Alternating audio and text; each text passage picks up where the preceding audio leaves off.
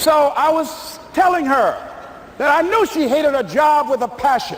I said, you can do this. You got more going for you than I have going for me. And we've been going through this for years, ladies and gentlemen. She'd been to my seminar speaking for a living. She brought her husband, and that was one of the major problems that I realized that happened in her life. He couldn't see it for her. So you got to make sure that you have people in your life that can see it for you, that will encourage you. Non-affirming relationships can hurt you.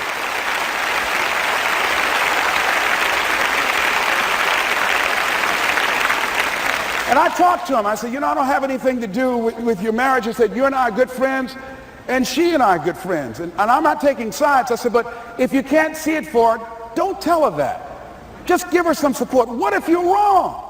It's possible, man, that if I'm doing it, she can do it. Well, you're different. How are you going to tell me that? You've seen her speak. She's got great speaking skills. Don't underestimate her. You don't know. You've got a great woman here. But you see, people who can't see it for themselves can't see it for you. He was happy.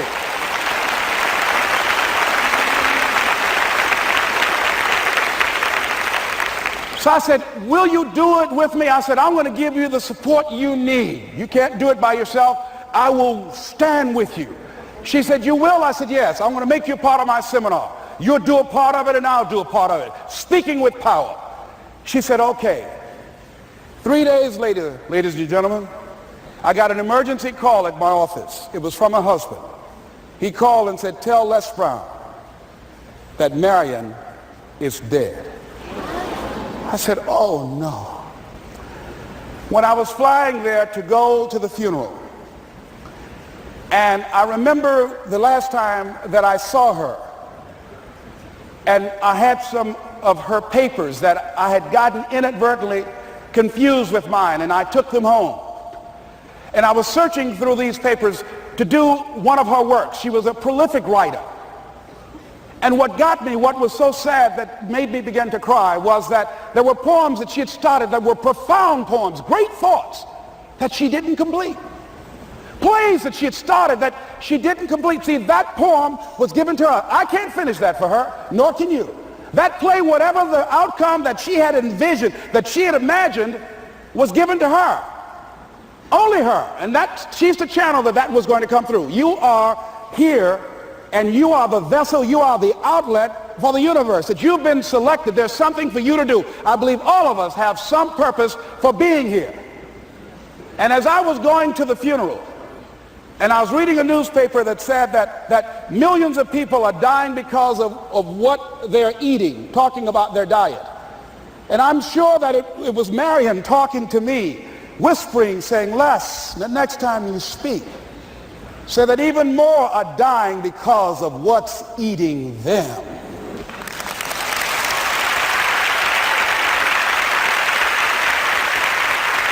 When the challenges of life come your way, you've got to find ways to increase your sense of self-appreciation, because if you don't, you're bombarded with negative stuff every day that beats you down, and you will find yourself unconsciously engaged in self-destructive behavior. If you don't program yourself, life will program you.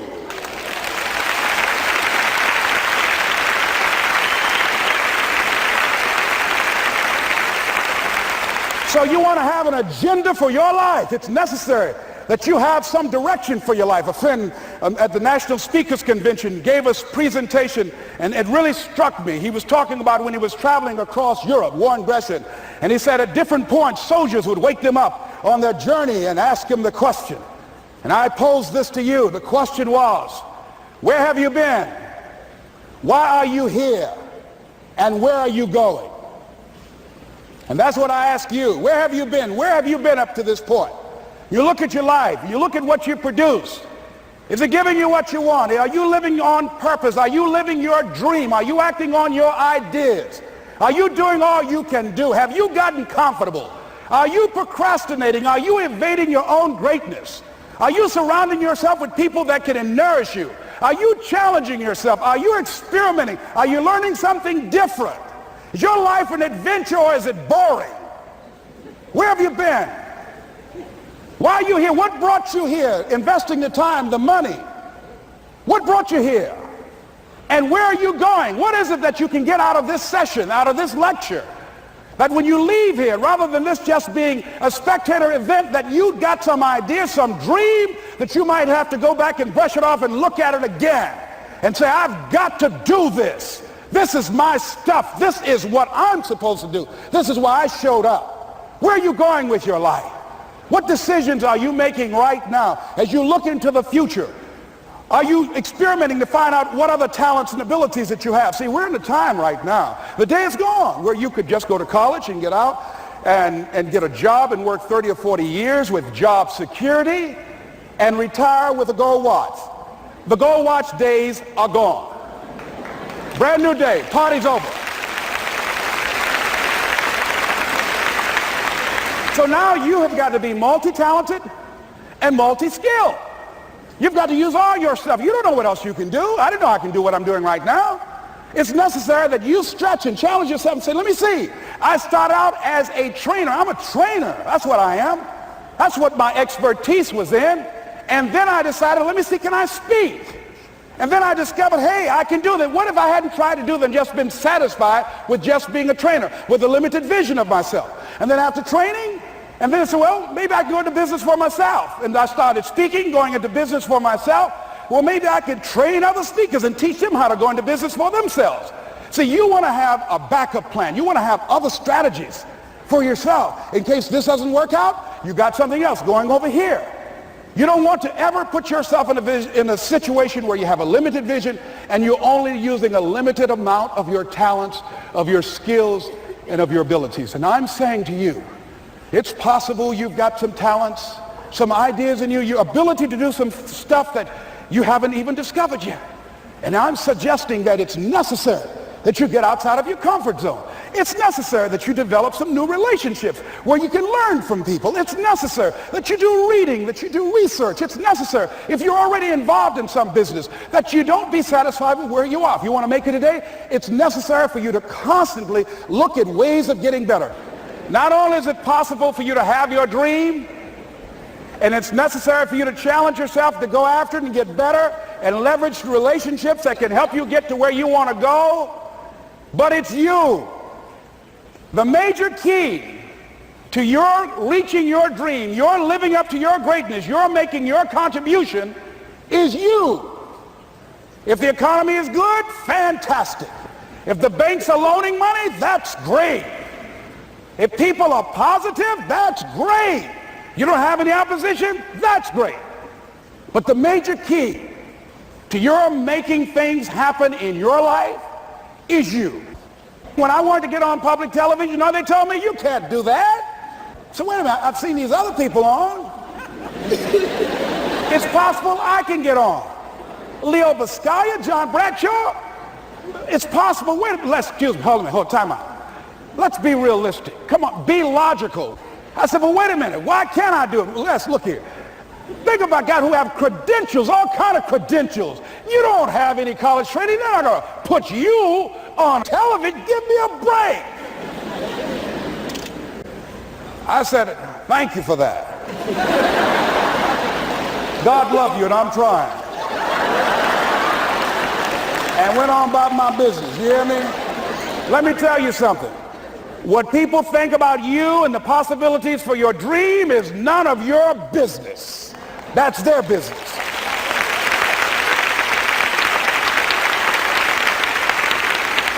They have no imagination, ladies and gentlemen. They're living out of the past, out of their memory. Their attitude is it can't be done because they haven't seen it. They're judging according to appearances. The people that are going to make it in the future, the people that are making it today, let me share something with you. History is being read, but it's also being written by people with imagination.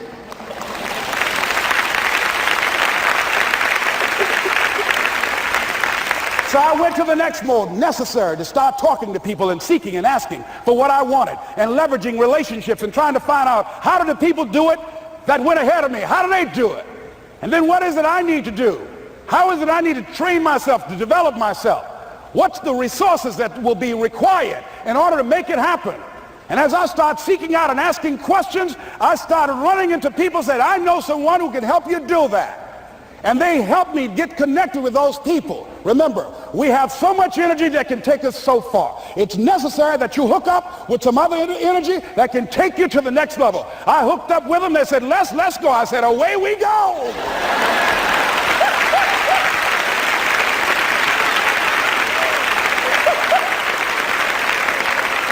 And guess what? Here we are. I love it. You want your stuff? It's necessary you take responsibility for it, that you make it happen, that you don't give up, that you don't take any objection or disappointment or defeats personally, that you keep on keeping on, that you don't decide that I can't make it because you can't see the light at the end of the tunnel, that you realize that's a part of the program. And here's something you've got to resolve. Say this to yourself every day. See, as long as you're breathing, you got a shot at your dream. That's the way I resolve. Say this, please. It's not over until I win. You got that right.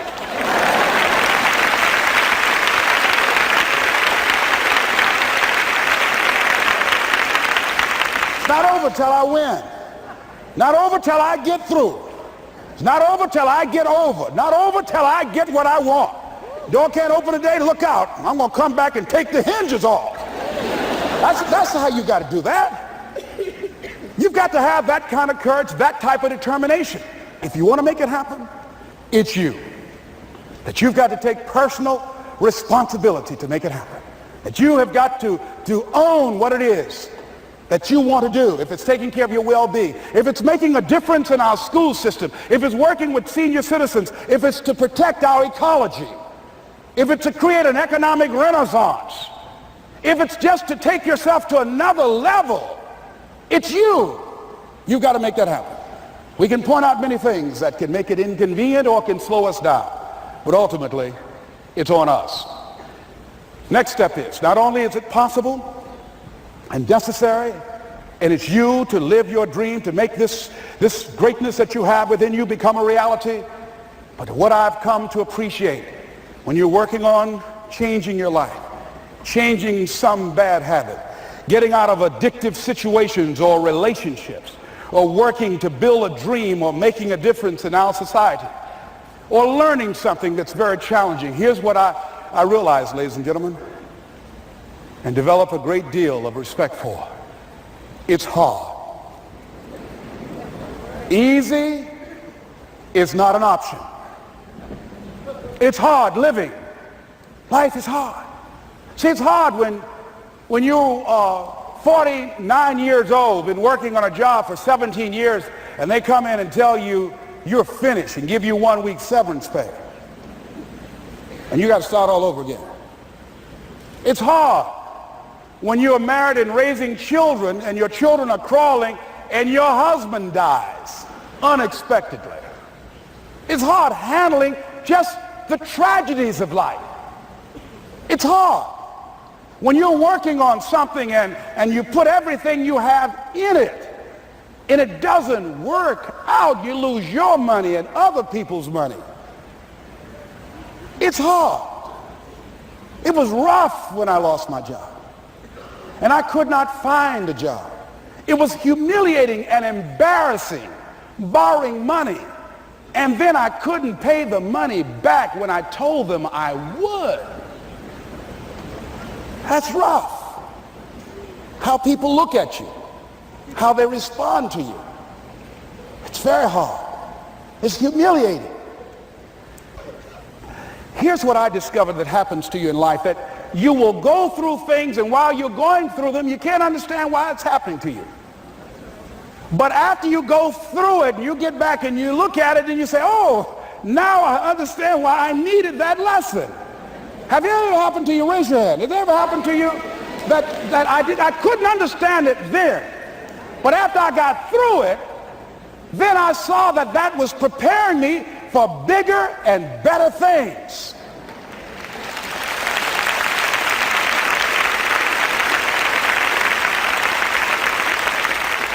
That as you go through the challenges of life and you look at it and embrace whatever comes to you, don't run from it.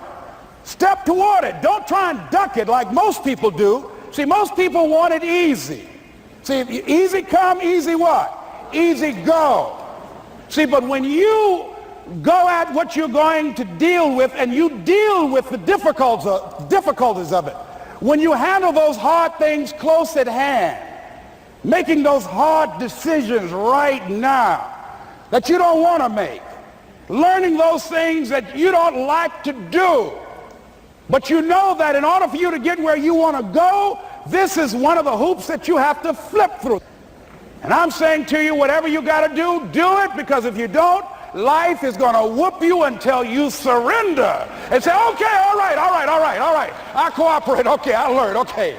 They had to wear me out a long time. So if it's hard, then do it hard. Now, how do you hang in there during the hard, difficult times? Les, you must have faith. You've got to believe in yourself. You've got to believe in your abilities. You've got to believe in your service, your company, your ideas, unquestionably. You've got to have faith, and that faith gives you patience. That is not going to happen as quickly as you want it to happen. A lot of things are going to happen that will catch you off guard. And so therefore you've got to deal with and handle it as it comes. And not only that, but that faith and patience drives you into action. You've got to keep moving and keep plugging away. I can see people coming out talking to a guy out there watering and fertilizing the ground that's not showing anything. Hey, what you doing? You've been out here a long time, man.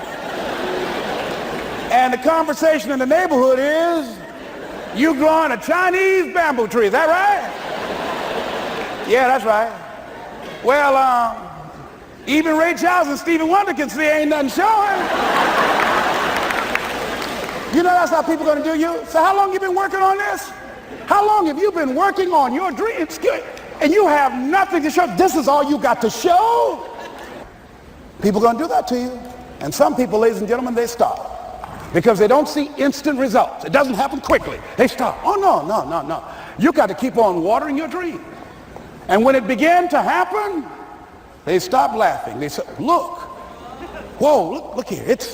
Look how, hey, man, you know, I know you could do it. Look here, you got a job here?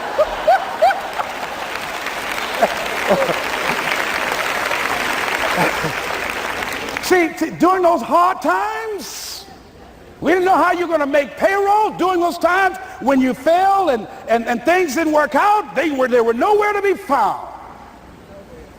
But you know what I discovered? When you're working at your dream, somebody said the harder the battle, the sweeter the victory. Oh, it's sweet to you. It's good to you. Why? See, when it's hard and there's a struggle, see, what you become in the process is more important than the dream. That's far more important. The kind of person you become, the character that you build, the courage that you develop, the faith that you're manifesting. Oh, it's something that you get up in the morning, you look yourself in the mirror, you're a different kind of person. You walk with a different kind of spirit. And people know that you know what life is, that you have embraced life. You knew it was hard, but you did it hard.